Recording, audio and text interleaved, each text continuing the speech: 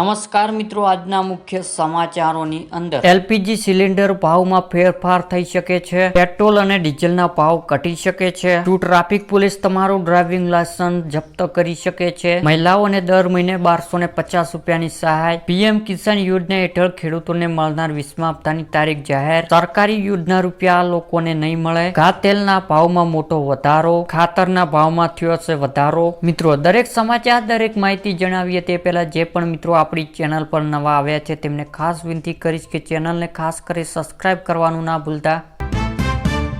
LPG સિલિન્ડરના ભાવમાં ફેરફાર થઈ શકે છે, એટલે કે મિત્રો આ વખત પણ 1 ઓગસ્ટના રોજ ઘરેલું અને કોમર્શિયલ એલપીજી સિલિન્ડર ભાવમાં ફેરફાર થઈ શકે છે. એટલે કે જુલાઈમાં કોમર્શિયલ સિલિન્ડર 60 રૂપિયા સસ્તા થયા હતા, પરંતુ ઘરેલું એલપીજી સિલિન્ડર ભાવમાં રીઝતી રહ્યા હતા.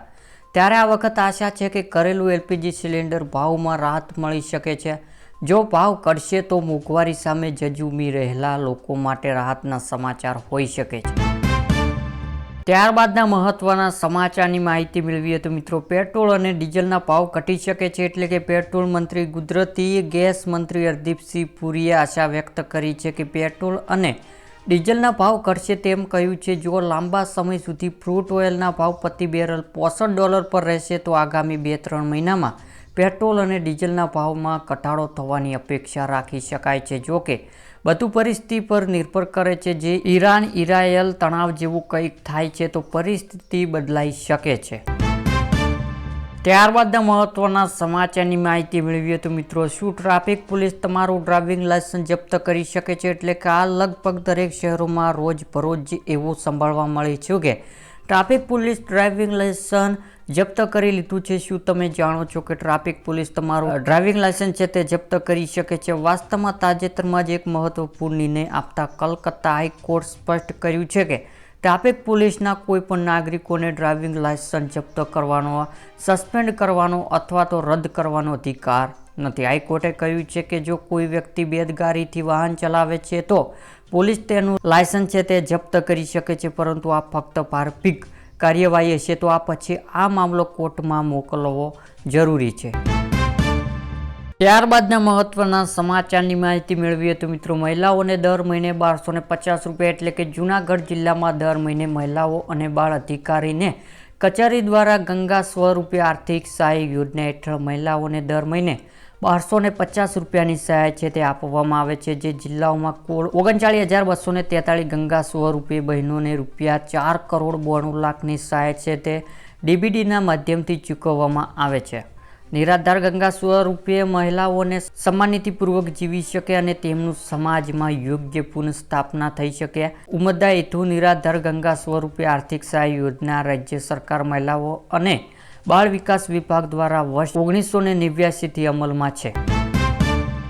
ત્યારબાદના મહત્વના સમાચારની માહિતી મેળવીએ તો મિત્રો, પીએમ કિસાન યોજના હેઠળ ખેડૂતોને મળનાર 20મો હપ્તાની તારીખ છે તે જાહેર કરી દેવામાં આવી છે. એટલે કે દેશના કરોડો ખેડૂતો માટે આજે એક સારા સમાચાર આવ્યા છે. એટલે કે ભારત સરકાર કૃષિ મંત્રી પીએમ કિસાન યોજના હેઠળ આપવામાં આવનાર 20મો હપ્તાની તારીખ છે તે જાહેર કરી છે.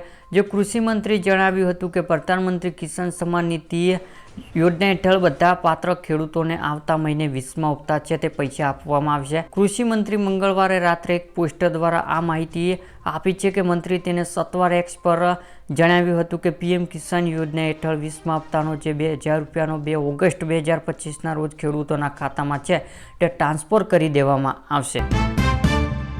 ત્યારબાદના મહત્વના સમાચારની માહિતી મેળવીએ તો મિત્રો, સરકારી યોજના રૂપિયા લોકોને નહીં મળે, એટલે કે નાના મંત્રી મીડિયા રિપોર્ટ સમાચારોની નકાર કાઢતા એક નિવેદન બહાર પાડ્યું છે અને કહ્યું છે કે પ્રધાનમંત્રી જન ધન યોજના હેઠળ ખાતા ધારકોને ખાતા સક્રિય નથી તેમના ખાતા બંધ કરી દેવા જોઈએ. આ વહેલા પછી સરકારે એક નિવેદન બહાર પાડ્યું છે જેમાં કહેવામાં આવ્યું છે કે સરકાર પીએમ જન ધન યોજના નિષ્ફળ ખાતા ધારકો બંધ કરવા માટે કોઈ સૂચના આપી નથી. પીએમ જન ધન યોજના 2 ખાતા અંગે નાના મંત્રી સ્પષ્ટ, મતલબ કે જો તમે જન ધન યોજના ખાતા પૈસા લેવડ દેવડ નહીં કરો તો પણ ખાતા ધારકનું ખાતું છે તે બંધ કરવામાં આવશે નહીં. તેના બદલે સરકારે કહ્યું છે કે વધુ ને વધુ લોકોને જન ધન યોજના જોડાઈ શકે તે માટે એક ખાસ ઝુંબેશ ચલાવી છે.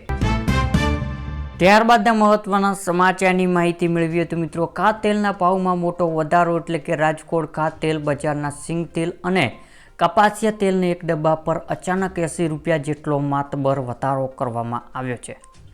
ઉલ્લેખનું છે કે આગામી સમયમાં જન્માષ્ટમી અને દિવાળી સુધી તહેવારો સિઝન આવી રહી છે, ત્યારે બજારના કૃત્રિમ તેજી શરૂ થઈ છે. સિંગ તેલના ડબ્બાની કિંમત 2380થી વધીને 2450 રૂપિયા થઈ છે અને કપાસિયા તેલની ડબ્બાની કિંમત 2220થી વધીને 2300 રૂપિયા સુધી પહોંચી છે. ખેડૂત માટે ચિંતાજનક સમાચાર સામે આવ્યા છે, કારણ કે કો દ્વારા NPK ખાતરના ભાવ પ્રતિ 50 કિલોની ગુણ દીઠ 130 રૂપિયાનો છે તે વધારો કરવામાં આવ્યો છે.